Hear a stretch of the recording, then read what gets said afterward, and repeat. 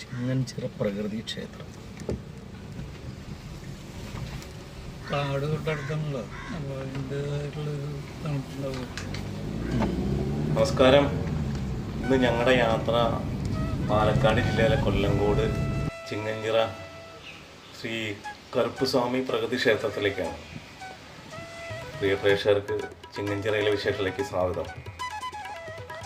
ശരിക്കും ഇവിടെ നമ്മൾ ഒരുപാട് ഈ അരയാലുകൾ ഇങ്ങനെ കൂട്ടം കൂടി കുട നിവർത്തിയിൽ കുട വിരിച്ച പോലെ ഇങ്ങനെ നിന്ന് അതിൻ്റെ വേരുകൾ താഴേക്ക് ഊർന്നിറങ്ങി ഇങ്ങനെ നല്ല ഭംഗിയായിട്ട് നിൽക്കുന്ന ഒരു സ്ഥലമാണ്.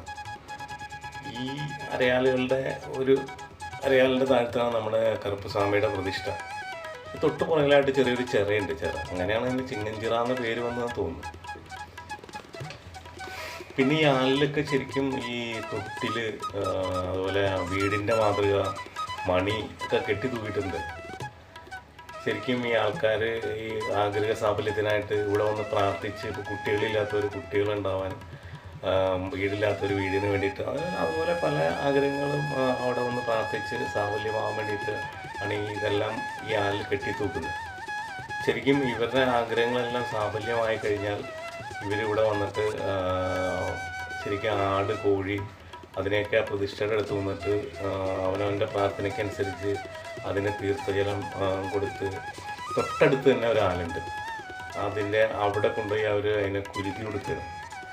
ശരിക്കും കുരുതി കൊടുത്ത മൃഗത്തിൻ്റെ, പക്ഷിയുടെ മാംസം തൊട്ടടുത്ത് തന്നെ ആയിട്ട് അവരടുപ്പ് കൂട്ടി അവിടെ നിന്ന് പാചകം ചെയ്ത് കൂട്ടത്തോടെ അവിടെ നിന്ന് ഭക്ഷിച്ച് അവർ അതിനെ ഈ കറുപ്പുസ്വാമിക്ക് നന്ദി അർപ്പിച്ചിട്ട് പോവാണ് അവിടുത്തെ ഒരു ആചാരം.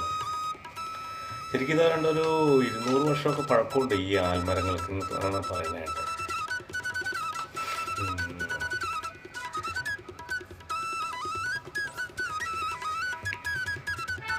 ശരിക്കും ഇതൊക്കെ മാനേജ് ചെയ്യുന്ന ഇവിടുത്തെ ഒരു ഏകലവ്യ ചാരിറ്റബിൾ ട്രസ്റ്റാണ്.